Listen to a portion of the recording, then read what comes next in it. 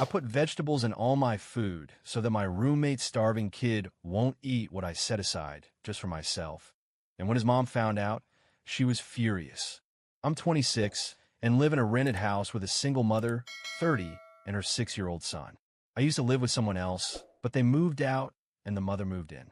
I don't mind living with her and her kid. It's fine, and we each do our own thing. I spend a lot of time at my boyfriend's place or working.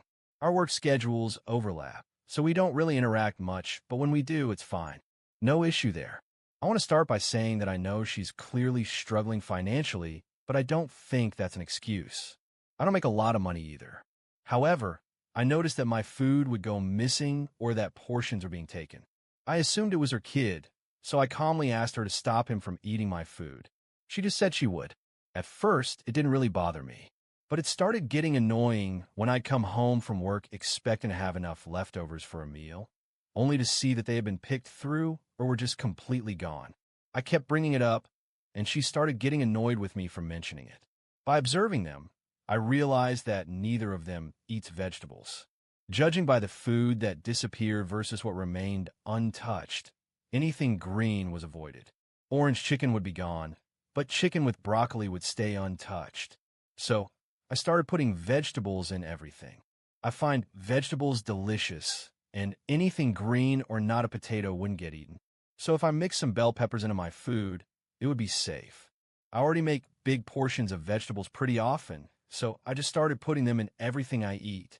If I had leftover meat, mashed potatoes, I'd pour green beans into them and mix it up. If I had leftover cheesy bacon fries, I'd throw broccoli on top and mix it in. Usually my homemade meals already had vegetables, but I made sure absolutely everything did. I made a big pot of mac and cheese, the kids' favorite food, and added roasted Brussels sprouts. To me, that's delicious. Plus, I'm eating more vegetables, so it's a win-win. She had already seemed annoyed, but one day we were all home when I made the mac and cheese. She was in the living room and saw me take out the Brussels sprouts. She asked, "What are you going to do with that?" And I poured them into the pot. She said I was being selfish and annoying. I just replied that I like Brussels sprouts and left it at that. Then she started complaining, saying, "We need food." So I told her to go buy some or stop spending money only on processed food because her money would stretch further. I think she sees this as some sort of revenge, but I simply want to be able to eat my own food. I also want to clarify that sharing food is not the issue. The problem is expecting food to be there and constantly finding it gone. I'd work all day, come home expecting to have enough leftovers for a meal, only to see that it had completely disappeared. Or I'd wake up in a rush in the morning with my food ready to eat, only to find it was gone. So I'd have to skip breakfast. If she would at least send a message asking, "Hey, is it okay if we eat this?" I'd know and could make other plans. I could stop for food or prepare to cook when I got home. Also, I think eating the last portion of someone else's food without permission is crazy and rude. If someone makes a big pot of food and you ask for a serving, fine. But if someone made something and there's only one serving left and you eat it without asking, that's just downright evil. I hadn't even finished eating when she started again. "You're being selfish. How can you not care about a child? He's hungry." I took a deep breath, feeling my irritation grow. This isn't about not caring for a child. It's about the fact that I cook my own food with ingredients I buy with my own money. If we were supposed to cook for everyone, then you should be helping too, and sometimes cooking as well. But that's not how it works, is it? She crossed her arms and looked at me like I was some kind of monster. "I don't have time. I work. I take care of him. I do my best. I work too. I have my own responsibilities. And no matter how much you try to act like the victim, at the end of the day, I'm the only one cooking and getting my food stolen." She opened her mouth to say something, but hesitated. Maybe because, deep down, she knew I was right. "It's not fair that he goes hungry." I let out a bitter laugh. "Hungry? He's not going hungry. You buy food, just not real food. I see the bags of chips, the sodas, the frozen pizzas. The problem isn't that he doesn't have anything to eat. It's that he prefers my food. Because your food is good. And why am I supposed to be the one feeding him?" She had no answer. We just stood there, staring at each other in tense silence. My blood was boiling. She wanted me to be her kid's unofficial caretaker, to become the house cook without even asking if I was okay with it. If you're struggling financially, I continued, I get it. But that doesn't justify taking my food without asking. I already told you I talked to him. You said that, but it hasn't changed anything. Because it keeps happening. She huffed, stood up abruptly, and stormed out of the kitchen. A second later, her bedroom door slammed shut, echoing through the house. I sighed, a bitter taste in my mouth. This wasn't going to end well. I got home after a long day at work, already looking forward to the dinner I had left in the fridge. I had prepared something simple but tasty, enough to last at least another meal. But when I opened the fridge, my stomach dropped. My food was gone. I looked around, hoping I had just misplaced it. Then, when I turned toward the trash can, my heart started pounding. There it was, tossed in with the garbage, the container still smeared with the remains of what should have been my dinner. My blood boiled. What the hell happened to my food? I asked, my voice already sharp with anger. My roommate appeared in the doorway, looking like she had been expecting this moment. There were maggots in it, she said, as if it was the most obvious thing in the world. I went to get some water and saw one on the edge of the container. A fly must have laid eggs through the hole in the lid. It didn't seem safe, so I threw it away. I stood there in silence for a moment. That had never happened before. Maggots? Fly eggs? Just the thought of it made me nauseous. I sighed, pushing my anger aside. Well, thanks, I guess. She nodded like she had done me a favor. I was still uneasy about it, but I didn't want to be irrational. If there really were maggots, then she did the right thing. But the next day, everything changed. That evening, I took my time preparing a special meal. I splurged on better ingredients, made something more elaborate, something actually worth looking forward to. High-quality meat, fresh seasonings, a touch of wine in the recipe, and, of course, vegetables. I made sure to add plenty of them, confident that this would keep anyone else from touching it. I stored everything in the fridge, feeling proud of the meal I had made. I was already looking forward to it. But when I got home that night and opened the fridge, again, my food was gone. My chest burned with rage as I opened the trash can and, once again, saw my container dumped inside. This time, still full. My entire dinner wasted. The delicious smell of the food mixed with the stench of garbage only made my fury worse. My hands trembled. I went straight to her room and banged on the door. No patience left. She opened it, already looking like she knew why I was there. What now? What now? I repeated, incredulous. You threw away my food again. She shrugged, completely unfazed. I saw another maggot. Must have been the same thing as yesterday. I froze for a moment, trying to process what I had just heard. Again, on the exact night, I decided to cook a more expensive meal? Well, I was just trying to help. If you want to eat food full of bugs, that's your problem. That was it. You're lying. Her expression hardened. What? You're lying? My blood was boiling. You threw it away because you didn't want me to eat it. Because it had vegetables. Because I made something better for myself, and you just couldn't stand it. She scoffed, but for a split second, I saw hesitation in her eyes. Oh, come on. You're being paranoid. Then show me. She frowned. What? Show me the maggot. You always throw it away immediately, never show me anything. Prove to me that it was rotten. She hesitated. That silence was all the proof I needed. My stomach twisted with rage. I couldn't believe it. It wasn't enough that she let her kid eat my food without asking. Now she was outright throwing it away just so I couldn't have it.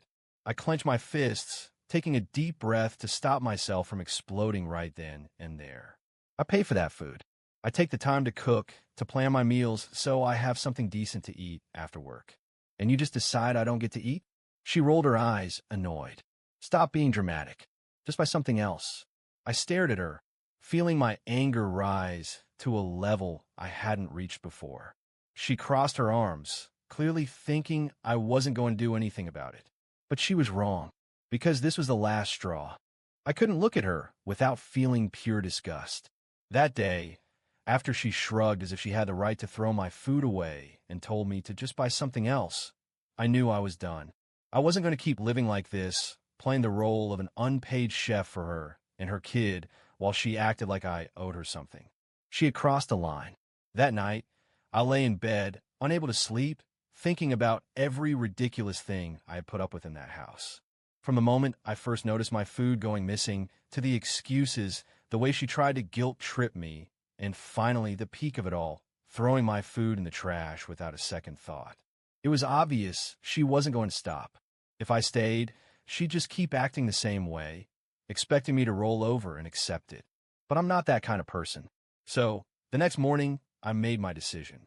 Before heading to work, I stopped by the property management office to talk directly with the landlord. I knew the lease was in my name, and that she was only living there because I let her move in when my old roommate left. She had never signed anything. I explained the situation briefly, keeping it simple. I just told him that living there had become unbearable and I wanted to terminate the lease. The landlord, an older man who was all business, listened carefully and asked a few questions about notice periods and formalities. Luckily, I had enough time left on my lease to leave without any problems, so he approved my request. And then he said something that made me smile inside. If she wanted to stay, she'd have to sign a new lease and cover the rent on her own. That was all I needed to hear. With that settled, I started making plans to move out. I found a small apartment closer to work. It was a bit more expensive, but every penny was worth it to never have to deal with that parasite again. In the meantime, I acted as if nothing had changed. I didn't want her to suspect anything. But the day I started packing, she noticed. "What are you doing?" she asked, standing at my bedroom door, staring at the boxes and bags. "Packing my stuff. I'm moving out." Her expression shifted instantly. "What? What do you mean, moving out?" I kept folding my clothes, not even looking at her. "Exactly that.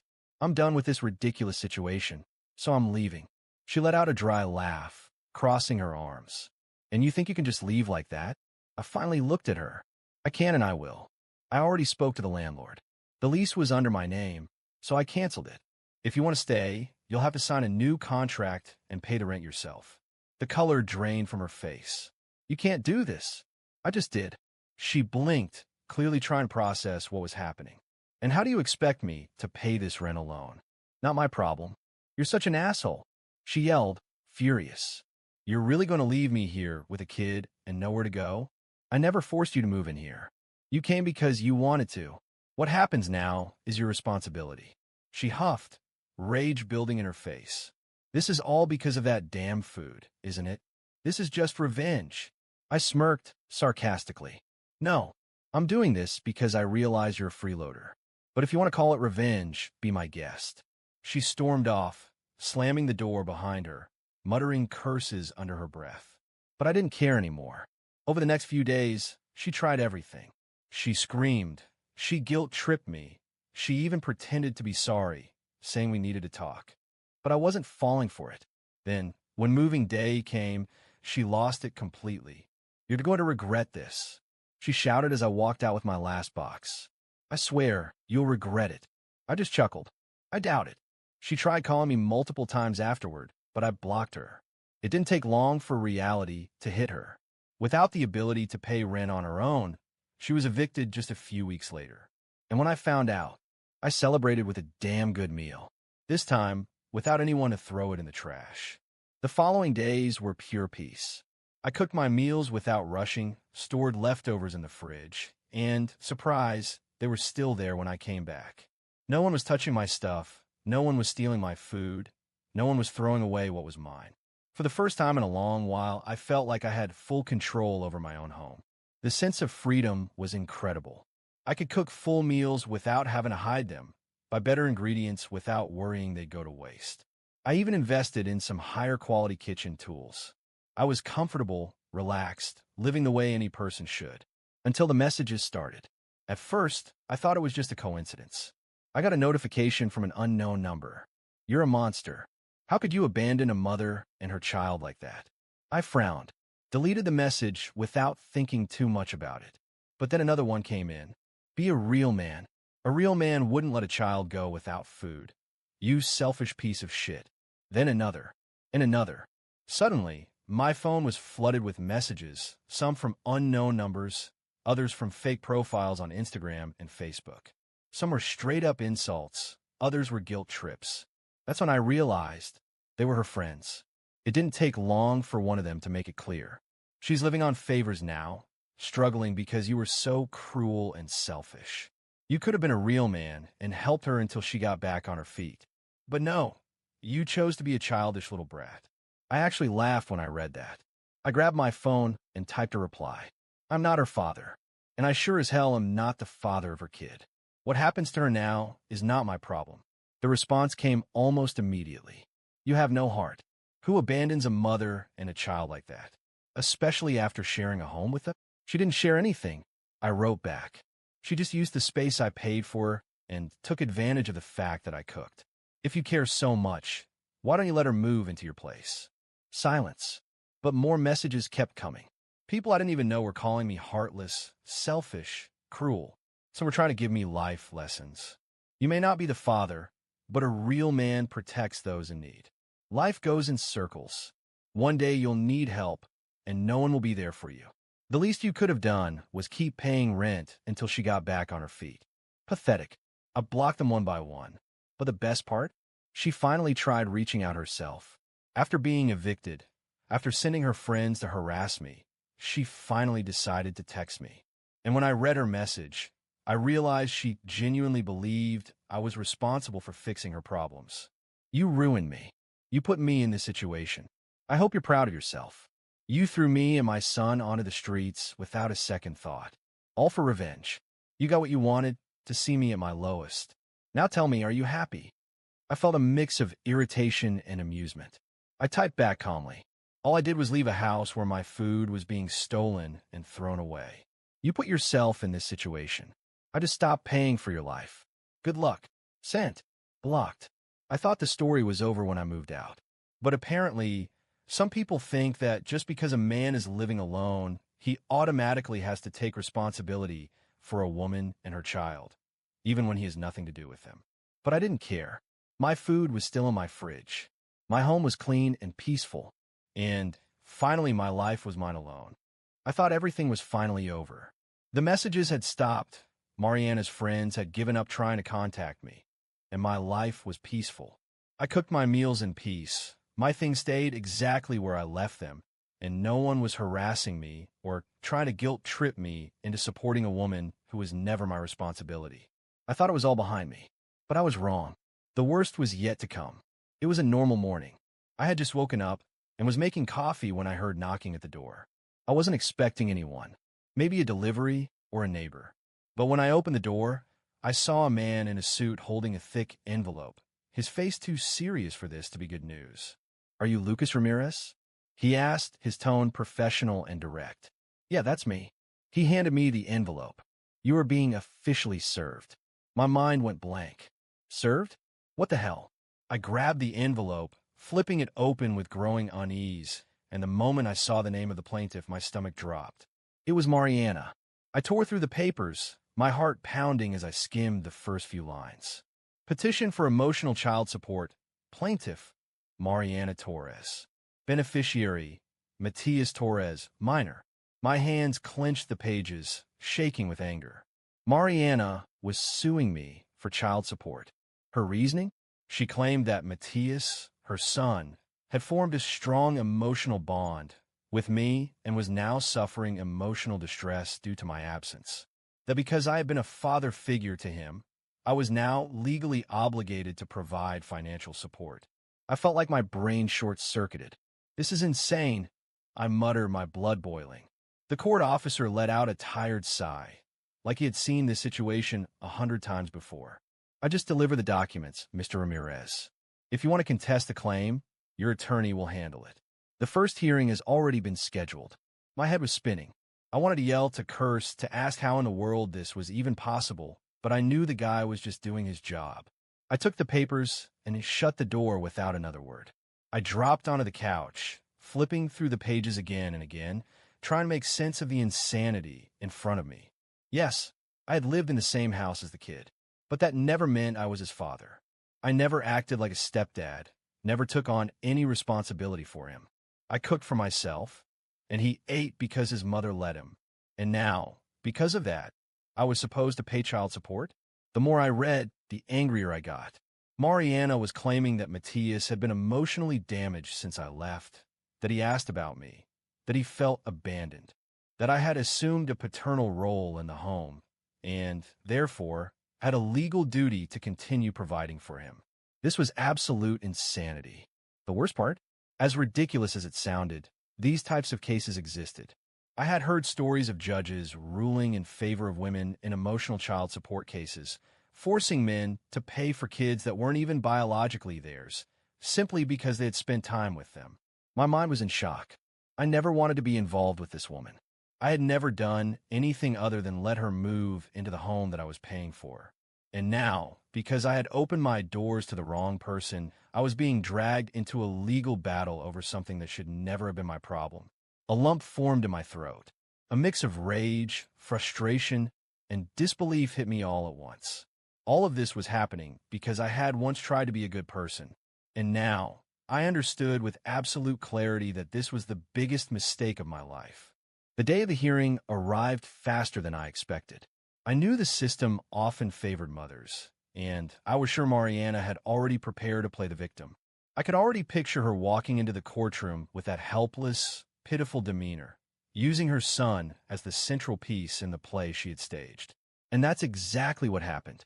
When I entered the courtroom, I saw Mariana sitting next to her lawyer. She was dressed modestly, slouching slightly, as if she were the most miserable person in the world. A perfect actress. On the other side, I sat next to my lawyer, trying to remain calm. But as soon as I looked forward and saw Matthias, her son, everything became clear. The kid looked coached. He glanced at me with uncertainty, as if trying to remember what he was supposed to say.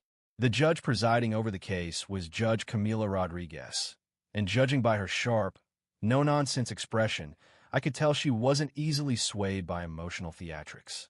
The hearing began. Mariana's lawyer stood up and started with his argument. He twisted the whole story, painting me as a father figure in Matthias's life, claiming that my sudden departure had left the child emotionally devastated, and that I had a moral and financial obligation to continue supporting him.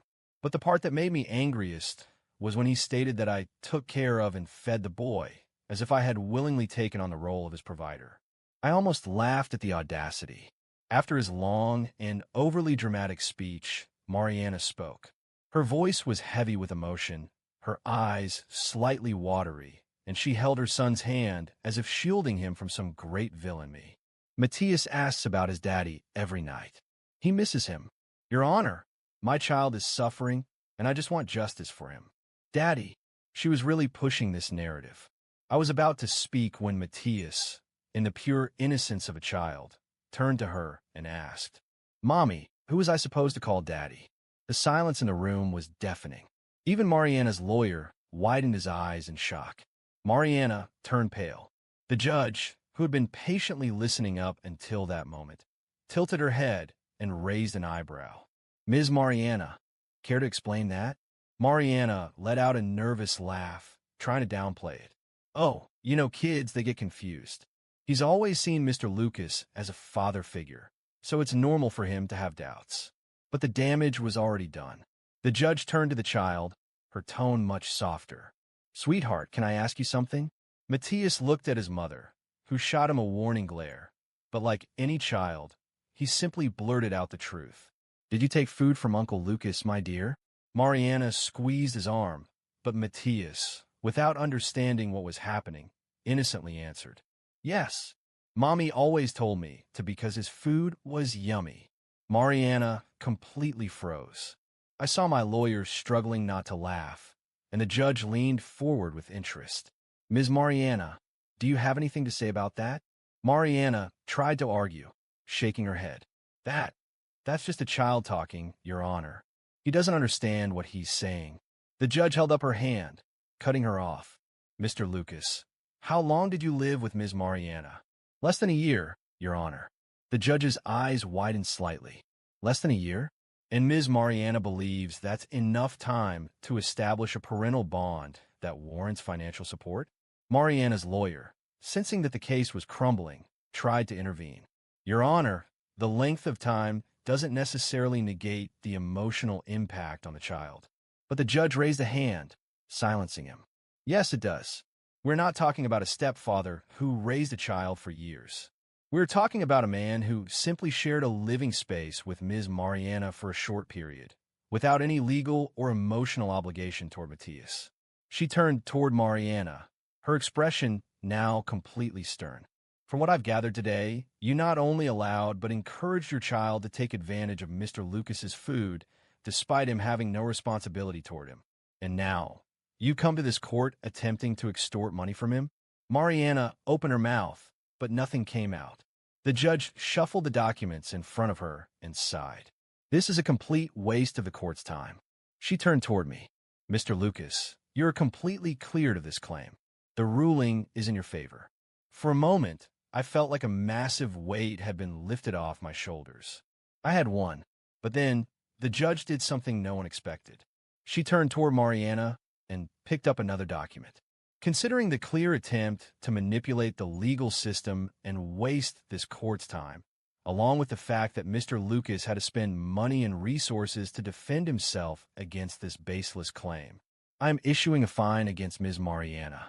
Mariana's eyes nearly popped out of her head. What? You will compensate Mr. Lucas for emotional distress and cover all legal fees. The impact was immediate. Her lawyer tried to appeal, but the judge ignored him. Mariana burst into tears, but the judge wasn't moved in the slightest. Case dismissed. The relief that washed over me was overwhelming. Mariana stormed out of the courtroom in tears, but I didn't feel a shred of pity. From that day forward, she never tried to approach me again, never attempted to contact me. And after everything that happened, I walked away with one invaluable lesson. Never open your doors to someone who doesn't deserve them. I've never been the type of person to hold grudges. I've always tried to move on, let bad experiences go, and learn from them. But this experience was a real test of my patience and sanity. Sometimes I think about how everything started so simply. When Mariana moved into the house, I had no big expectations. I didn't think she would be a problem. I assumed she'd be like any other roommate, someone who paid her share, respected the space, and minded her own life. How naive I was. Little by little, she started crossing boundaries, taking advantage of the situation, acting like what was mine also belonged to her, and worse, like her child was entitled to what I had worked for. And this is where many people fail to see how ridiculous this situation was. Just because you have a child doesn't mean the world owes you something. But some mothers believe it does. They think everyone around them should revolve around their child. That just because they gave birth, their kid is now some little prince or princess that we all must cater to, feed, support, and sacrifice for. But that's not how life works. I'm not a father. Never have been. Never wanted to be. And yet, they try to force me into that role, as if I were obligated to take on a responsibility I never signed up for. What infuriates me the most is how Mariana even tried to manipulate her own son to get money from me. I'll never forget the exact moment Matthias, in his pure childhood innocence, asked, "Mommy, who was I supposed to call Daddy?" That was the moment it all fell apart for her. The moment it became crystal clear that she had coached her own child to lie, to put on an act in court, all to milk money from me. What kind of person does that? A self-centered one. A woman who thinks that just because she decided to have a child, the entire world should revolve around her and that child. But the truth is the world doesn't owe anyone anything. If you choose to have a kid, it's your responsibility to raise them, provide for them, educate them, and protect them. Not mine. Not society's. Not some random guy who shared a house with you for a few months. That's the lesson Mariana never understood. The ironic part? If she had been even a half-decent person, maybe I would have helped her out at some point. Not financially, but maybe with a favor here and there like any roommate would. But she chose manipulation, guilt-tripping, and exploitation. And in the end, she paid the price. And me? How'd I end up after all this? At first, I was furious. I couldn't believe that I almost got forced to pay for a child that wasn't mine, that barely spent time with me, all because someone tried to twist the law in their favor. But then came relief. Relief that I won, that I walked away unscathed, that for once, justice actually worked. Mariana tried to play me, tried to drag me into something that was never my problem, and she failed miserably. Today, my life is more peaceful than ever. My fridge stays full, and no one takes my food without permission. My home stays clean, and no one treats it like a free shelter. I go to work, come home, and I no longer have to deal with arguments, guilt trips, or ridiculous messages from people who think the world owes them something just because they had kids. And you know what? I've never felt better. If there's one thing I learned from all of this, it's that no one can force you to take on a responsibility that isn't yours. And I will never let anyone try again. The end.